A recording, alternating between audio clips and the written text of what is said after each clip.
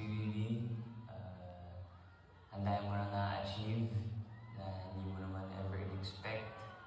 Kaya, pag-ihin mo pa, ayun, sorry, nandiyan ako makapunta kasi yan lang talaga ang work. Diba? Kailangan natin na kumita ng pera, kailangan natin ng trabaho. So, ayun, I'm really proud of you. Sana ay... Lagi. And sa lahat ng problema niya, lagi kami magkasama. Minsan, dalawa lang kami. Minsan, tatlo kami, nila David, minsan kasama si Jay. And then, proud ako sa'yo, hindi lang dahil sa na-achieve mo. Proud ako sa'yo kasi even though after PBB, pareho pa rin.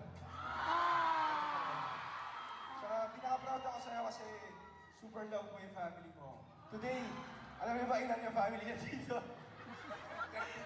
32. Ayan.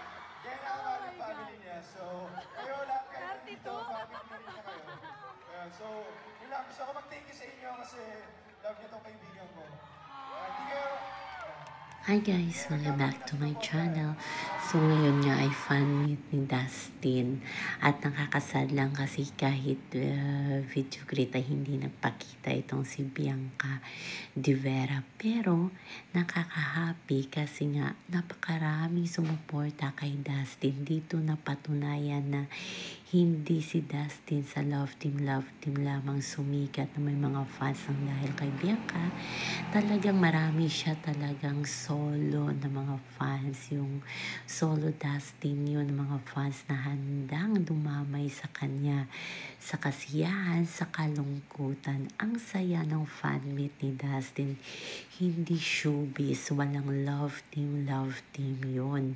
So nakakahaping tingnan kahit alam natin na medyo malapit si Dustin at si Bianca, pero parang matagal-tagal din hindi nakapakita itong si Bianca.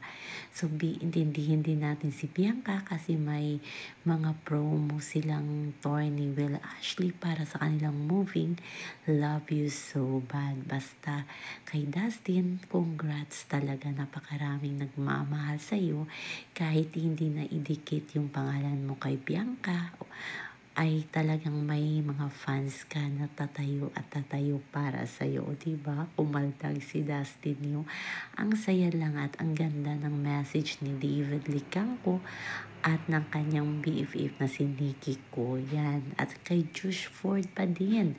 Nandun din yung PB housemate na si Kera at si AC.